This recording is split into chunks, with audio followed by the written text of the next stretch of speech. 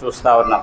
రెండవ మాటగా మనం చూస్తూ ఉన్నది ఏంటంటే, నయోమి ఏమని మాట్లాడుతూ ఉంది అంటే, నయోమి అని అనవద్దు, మారా అని అనండి అంటా ఉంది. మారా అంటే చేదు అనేటటువంటిది అర్థంగా మనం చూస్తూ ఉన్నాం. ఒకసారి దీని విషయం కూడా కొన్ని 2-3 మాటలు మనం చూసి ఆ రీతిగా ముందుకు కొనసాగటానికి చూద్దాం. చేదు అనేటటువంటిది మన జీవితాల్లో ఎటువంటి ప్రభావాన్ని చూపిస్తుంది అంటే, చూడండి, విలాప వాక్యాలు 3వ అధ్యాయము 19వ వచనము. విలాప వాక్యాలు 3వ అధ్యాయము 19వ వచనాన్ని కనుక మనం చూస్తే అక్కడ వ్రాయబడతా ఉన్నటువంటి మాట, నా శ్రమను, నా దురవస్థను, నేను త్రాగిన మాచిపత్రిని, చేదును జ్ఞాపకము చేసుకున్నాను. కాబట్టి ఈ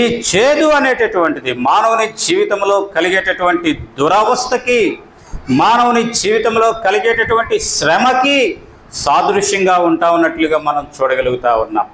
మానవుని జీవితంలో ఏర్పడేటటువంటి కష్ట నష్ట కన్నీటి పరిస్థితులు అందుకే మనం చూస్తూ ఉన్నాం. ఆ యొక్క నయోమి యొక్క జీవితంలో కలిగినటువంటి ఆ దురవస్థ కలిగినటువంటి ఆ పరిస్థితులు, శ్రమకరమైనటువంటి ఆ పరిస్థితుల కారణం చేత ఆ యొక్క నయోమి తనని నయోమి అనొద్దు, మారానండి అని అంటా ఉంది. బహుశా నయోమి జీవితంలో కలిగినటువంటి ఆ పరిస్థితుల్లో గనక ఒకవేళ నీవు నేను ఉండి ఉంటే బహుశా మనం ఆ మాట కూడా పలికేవారం కాదేమో. మౌనంగా, నిరాసక్తిగా, నిస్పృహ కలిగి ఆ రీతిగా ఉండిపోయేటటువంటి వారమేమో. అంతటి భయంకరమైనటువంటి పరిస్థితులు ఆ నయోమి తన జీవితంలో ఆ యొక్క మరి మోయాబు ప్రాంతంలో తాను చవి చూసినట్లుగా మనం చూడగలుగుతా ఉన్నాం. అంత మాత్రమే కాకుండా ఈ యొక్క మారా అంటే 20వ గ్రంథంలో మనం చూస్తాం. 23వ అధ్యాయము 15వ వచనం. 20వ గ్రంథము 23వ అధ్యాయము 15వ వచనం గనక మనం చూస్తే, కావున సైన్యములకు అధిపతియగు యెహోవా నీ ప్రవర్తనను గూర్చి సెలవిచ్చినది ఏమనగా,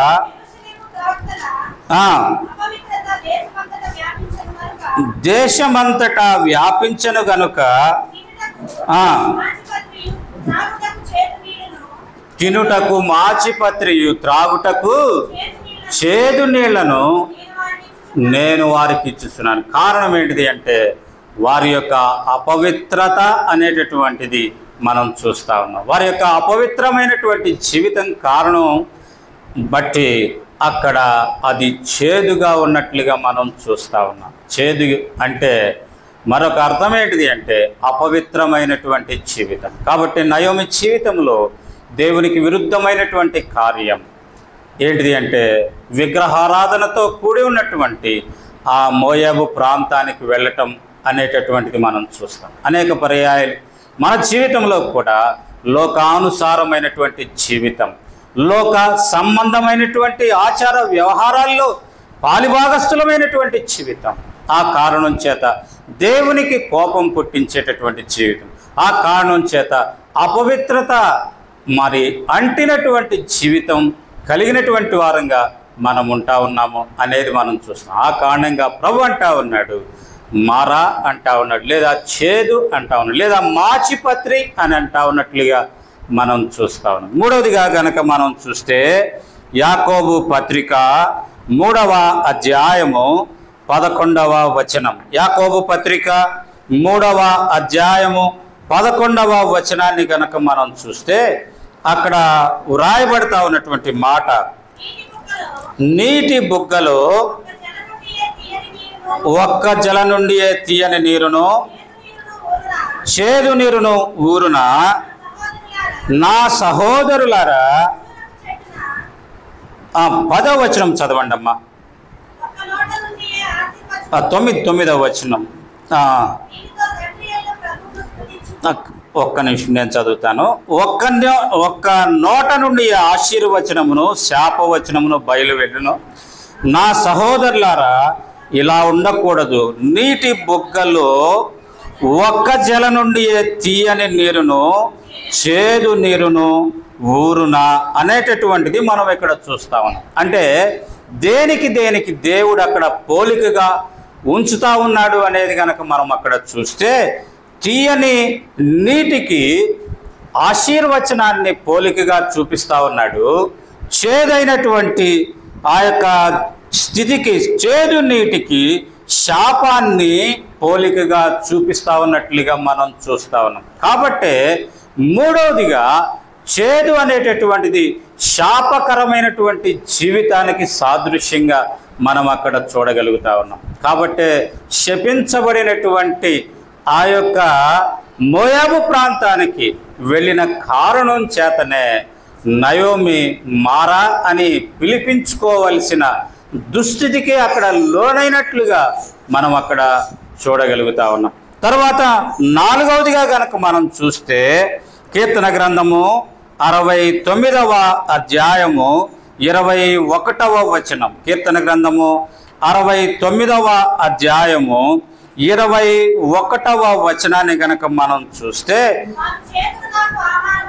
వారు చేదును నాకు ఆహారముగా పెట్టిరి, నాకు దప్పి అయినప్పుడు చిరకను త్రాగనిచ్చిరి అనేటటువంటి మాట మనం చూస్తా ఉన్నాం. 20వ వచనం గనక చూస్తే, నిందకు నా హృదయము బద్దలాయను, నేను బహుగా కృషించి ఉన్నాను, కరుణించి వాని కొరకు కనిపెట్టుకొంటిని గాని ఎవరునూ లేకపోయిరి, ఓదార్చు వారి కొరకు కనిపెట్టుకొంటిని గాని ఎవరు కానరారైరి, వారు నాకు చేదును ఆహారముగా పెట్టి ఉన్నారు. అంటే దాని అర్థం ఏంటిది అంటే, ఇక్కడ చేదు అనేటటువంటిది నిందకు సాదృశ్యంగా మనం చూస్తూ ఉన్నాం.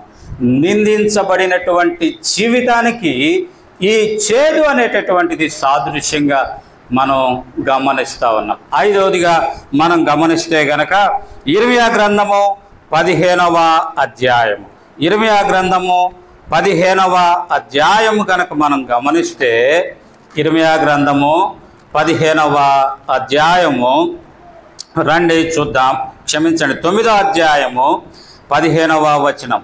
ఇర్మియా గ్రంథము 9వ అధ్యాయము 15వ వచనం మనం సైన్యములకు అధిపతియు ఇశ్రాయేలు దేవుడు నాకు యెహోవా ఇలాగు సెలవిచ్చుచున్నాడు, నేను ఈ ప్రజలకు చేదు కూరలు తినిపింతును, విషజలము త్రాగింతును, తామైనను తమ పితరులైనను ఎరుగని జనములోనికి వారిని చెదరకొట్టుదును, వారిని నిర్మూలము చేయు వరకు వారి వెంబడి ఖడ్గమును పంపుదును.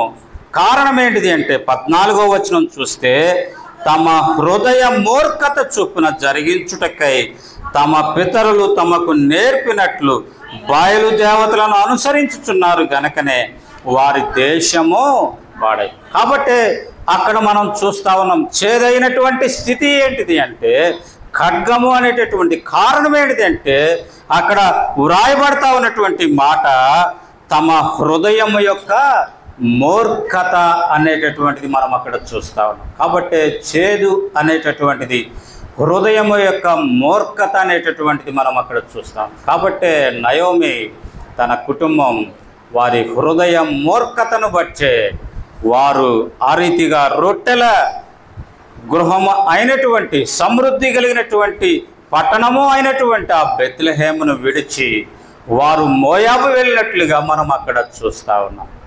మోయాబు వెళ్ళినట్లుగా మనం చూస్తాం. కాబట్టి నయోమి జీవితంలో మొదటిది, సర్వశక్తుడు నాకు దుఃఖము కలుగజేసెను అంటా ఉంది. రెండవదిగా, నన్ను నయోమి అనవద్దు, మారా అని అంటా ఉంది. మూడవదిగా